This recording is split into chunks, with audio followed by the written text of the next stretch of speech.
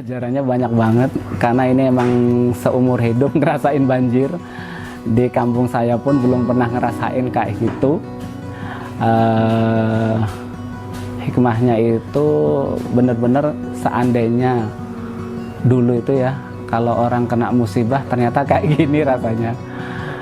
Banjir, apalagi tsunami ya, amit-amit. Banjir aja capeknya kayak gini, sempat berdebat sama pasangan itu, aduh udahlah. Akhirnya ya udah, terima kenyataan aja. Berbagi inspirasi di Inspirasi Berbagi.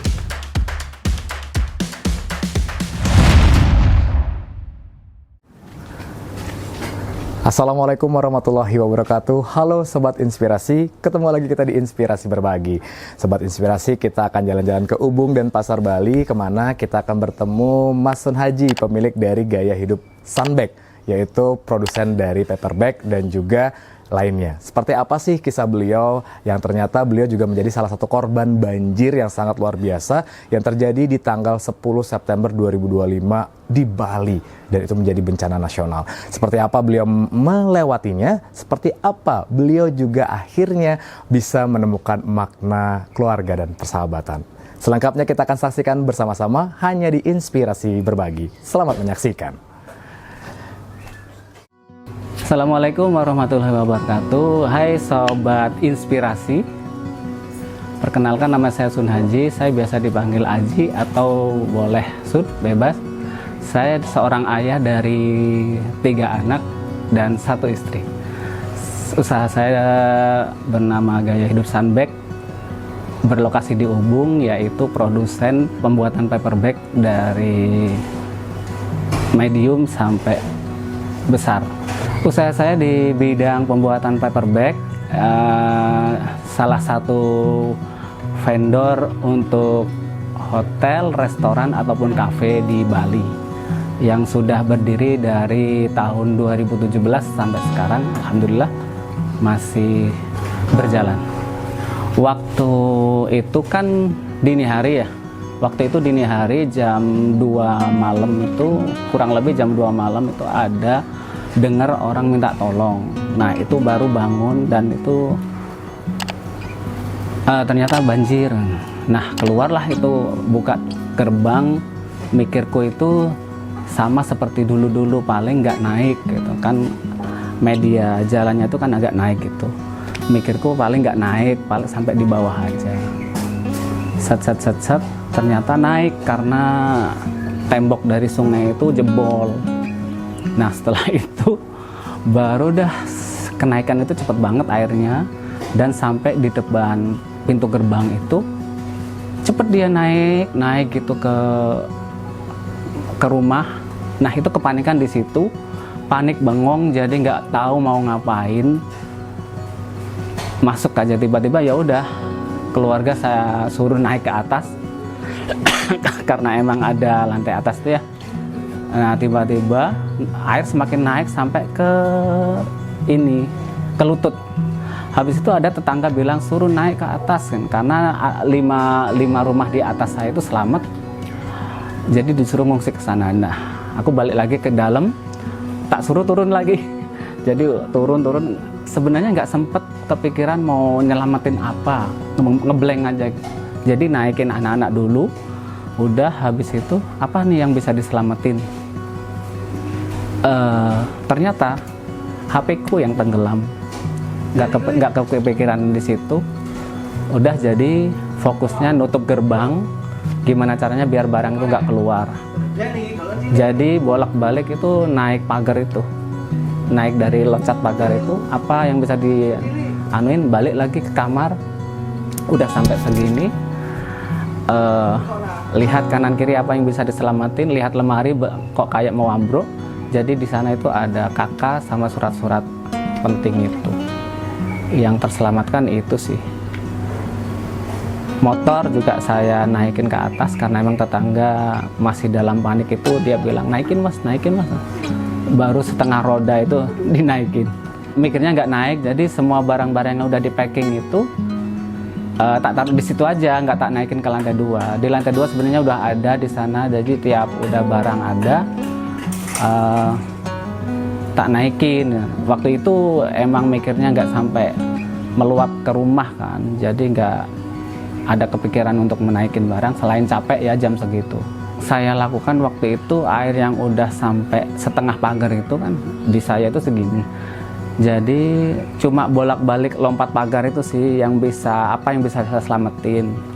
Ternyata emang udah nggak ada. Jadi ya udah bengong aja sambil nyari-nyari apa. Ternyata ada susu bayi tak bawa karena masih dalam kemasan gitu. Habis itu cuma ngeliat-ngeliat barang aja ya tenggelam gitu aja sih. Komputer, printer, TV, mesin jahit 2, udah itu aja. Ya udah gimana namanya musibah ya. Paling pagi-pagi tuh emang untuk ngilangin ya udah ada orang yang nyari barang bekas tuh, Mas ini emang udah nggak bisa kan, itu kayaknya komputer sama printer itu emang nggak bisa, ya udah kayaknya emang daripada ini. Kalau selepas banjir itu ya mesin jahit itu sih, karena emang ada kerjaan yang belum dikerjain. Si tukangnya kalau bilang lama, kalau nyervisnya ya udah ganti dinamo, ganti 2 unit itu. Selama recovery itu dari banjir sampai ke sini 3 minggu lebih itu ngerasa udah lega lah, maksudnya udah bersih dalam dulu, baru yang di luar misalkan masih berserakan itu ya pelan-pelan aja, karena emang susah banget pasca banjir itu, khususnya yang baju ya, pakaian-pakaian kayak gitu lama banget, sempet narik nafas ya. Karena itu wujud dari reaksi manusia normal sih, emang ya gimana juga gak bisa kita balikin lagi gitu. Toh udah ngeluh pun juga percuma, yang lain juga sama, kayaknya capek juga. Akhirnya ya udah sambil berjalan ngelewatin itu, akhirnya ikhlas itu lama-lama ini. Capek juga sih. Pelajarannya banyak banget, karena ini emang seumur hidup ngerasain banjir. Di kampung saya pun belum pernah ngerasain kayak gitu. Hikmahnya itu bener-bener seandainya dulu itu ya, kalau orang kena musibah ternyata kayak gini rasanya. Banjir, apalagi tsunami ya, amit-amit. Banjir aja capeknya kayak gini, sempat berdebat sama pasangan itu, aduh udahlah. Akhirnya ya udah terima kenyataan aja. Pasca banjir untuk bangkit usaha saya itu pelan-pelan sih dia, dari benerin yang rusak-rusak itu, mesin jahit, mesin obras, sama barang-barang dari bahan-bahan tali kayak gitu. Jadi kita apa nih yang duluan, yang misalkan kemarin customer yang udah order tiba-tiba kena banjir juga itu kan Mas. Nah itu kita telepon, benar-benar kita kena banjir, jadi mohon maaf, misalkan mau ngembalikin uang tuh silahkan, kalau mau lanjut orderan ya kita buatin lagi. Jadi ya kita di situ ya buatin lagi Mas, istilahnya ya 2 kali cetak gitu loh. Dituntut semangat lagi karena emang customer yang dari hotel, restoran, kafe itu emang repeat dia Mas. Jadi kita mau nggak mau ya jangan terlena, capek, nggak mau langsung bangkit gitu. Kita langsung ngegas dengan bikin lagi, karena emang yang kena seret banjir itu orderan yang udah reorder gitu Mas. Itu lumayan kesendat 10 harian itu lumayan Mas. Kita anggap aja libur 10 hari itu untuk recovery itu. Setelah itu lumayan dikejar gitu loh, sampai kita tuh kehilangan 1 customer karena emang kita bener-bener waktu itu dia kena banjir, udah jahitan ada ratusan ya, itu nggak terselamatkan. Jadi efek dari itu kita ngirimnya lambat, jadi terpaksa Pak kita ini udah ditegur sama atasan kita. Nah ini gimana, kita nggak bisa banget karena emang tenaga juga waktu itu. Tiba-tiba ada yang mundurkan diri, jadi bener-bener aku sendiri waktu itu, belum ada tim lagi. Ya udah, aku ngerelain, oke deh Mbak, kita yang udah DP itu kita refund aja, selebihnya itu yang udah kita kirim dipotong itu, gitu. Jadi kita benar-benar langsung ngegas dengan repeat order itu Mas, karena per bulannya kita harus nyuplai berapa ratus gitu. Ini yang udah sama aku dari 2019, berarti aku ngerasanya dari mulut ke mulut itu.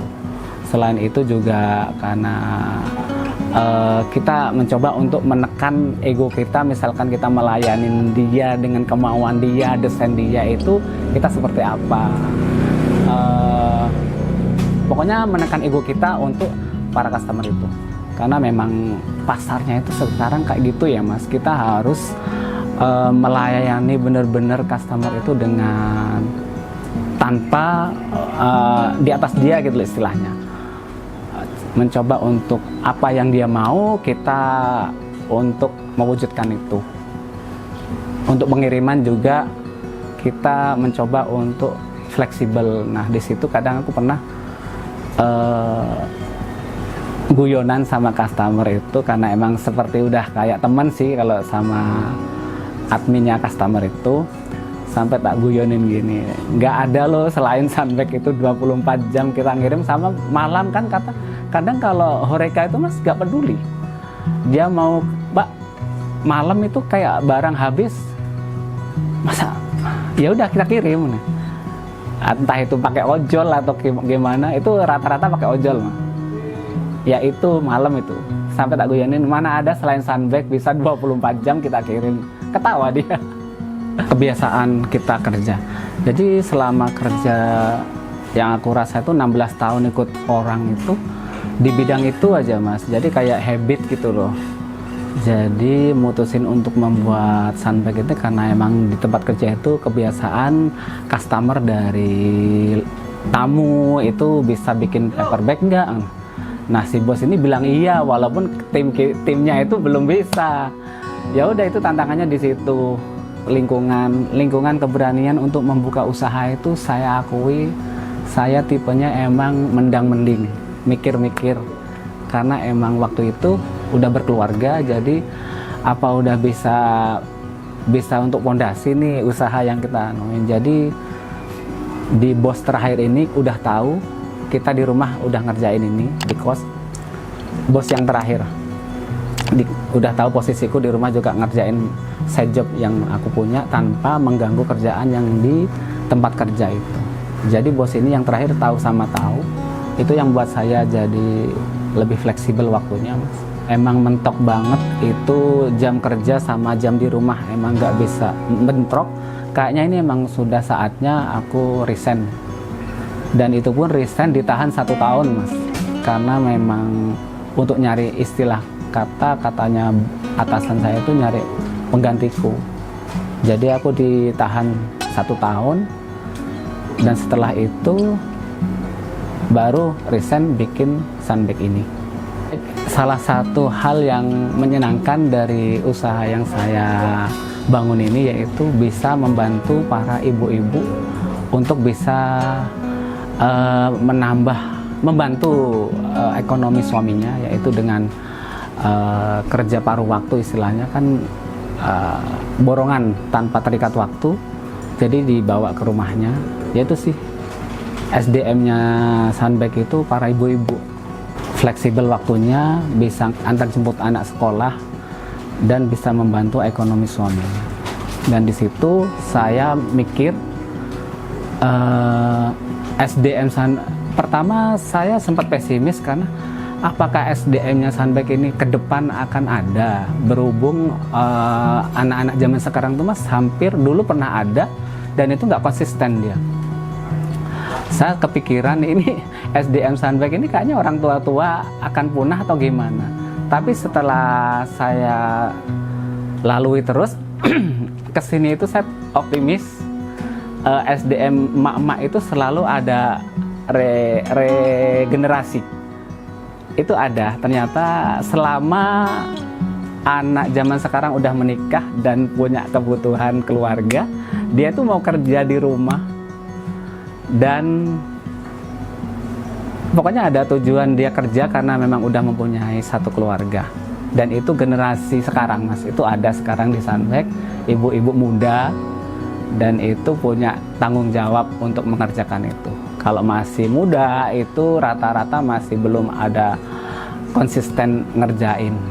Baik sahabat inspirasi, setelah mengalami naik turunnya cobaan yaitu pasca banjir dan usaha yang saya jalanin ini, ada banyak banget hikmah yang telah aku rasakan seumur hidup. Itu satu kali ini sih, karena emang baru kena musibah ya, musibah banjir satu kali ini, yaitu tentang persahabatan dan keluarga. Dimana di sana itu ketika kita mengalami musibah akan terlihat di sana siapa yang memang benar-benar sahabat ataupun saudara. Cukup membuat saya wow, ternyata begini. Ya Allah, aku baru agak sempat terharu karena memang waktu itu tiba-tiba adik-adik pada langsung respon membantu. Habis itu para teman, sahabat-sahabat itu tiba-tiba karena HP ku itu tenggelam kan yang di air banjir itu. Jadi biasanya kan seorang Sun Haji ini update story terus gitu, story WA itu biasa bapak-bapak guyonan di situ. Mana nih tiba-tiba nggak ada, jadi dia ngubungin istri aku. Ini gimana kabarnya, kena banjir kan? Nah, ternyata emang dibilangin kalau emang HP-nya tenggelam. Jadi di situ banyak sekali hikmahnya. Teman pada datang, baik itu mendukung secara doa, tenaga, sampai yang hal materi. Ya Allah, di situ benar-benar saya mengucapkan banyak-banyak terima kasih banget. Siapapun itu yang menontonnya, itu benar-benar aku doain dari dalam hati yang paling dalam. Dia tuh ngerespon gercep banget, ngasih entah itu baju bekas, makanan, sembako, dan wujud apa sih, merangkul gitu loh, membuat kita itu bisa nggak terlalu down lagi gitu. Baik sobat inspirasi, untuk mengetahui usaha kami berada di mana, datang aja di Jalan Madebina Ubung, yaitu di daerah sekolahan Mahatma Gandhi itu. Ataupun kunjungi website kami di www.paperbagbali.com, atau di IG-nya itu ada Sunbag Bali, atau by WA boleh di 081 94 kali 05061. Sobat inspirasi, saya aja bisa melewati banjir yang kemarin cukup menyeramkan. Ayo yang lainnya insya Allah bisa, karena kita masih ada untuk tempat mencurahkan segala apa yang kita rasa sangat jenuh, sangat itu aja. Kita masih punya Allah yang tempat kita untuk mencurahkan itu semua. Dari saya terima kasih. Sun Haji pamit. Wassalamualaikum warahmatullahi wabarakatuh. Sobat inspirasi, dari Mas Sun Haji kita bisa belajar banyak ya, bahwa ternyata setiap kita pasti mengalami ujian, musibah apapun itu. Tapi bagaimana kita bisa memaknainya, bagaimana kita bisa mengambil hal-hal penting, dan juga bagaimana hikmah yang kita bisa petik dari setiap kejadian, itu adalah poin utama dalam kita menjalankan hidup. Mas Sun bisa melewati segala badai dalam usahanya dan juga dalam kehidupannya. Pasca banjir, beliau bangkit. Pasca banjir, beliau akhirnya menemui makna arti keluarga dan juga persahabatan. Semoga Sobat Inspirasi pun dapat juga mengambil hikmah dari tayangan tadi bersama Mas Sun Haji. Tapi tentunya jangan lupa untuk subscribe, like, share, komen dari tayangan kita ataupun channel kesayangan kita, Inspirasi Berbagi. Saya Oman Riyadi undur pamit. Wassalamualaikum warahmatullahi wabarakatuh. Sampai jumpa. Berbagi inspirasi di Inspirasi Berbagi.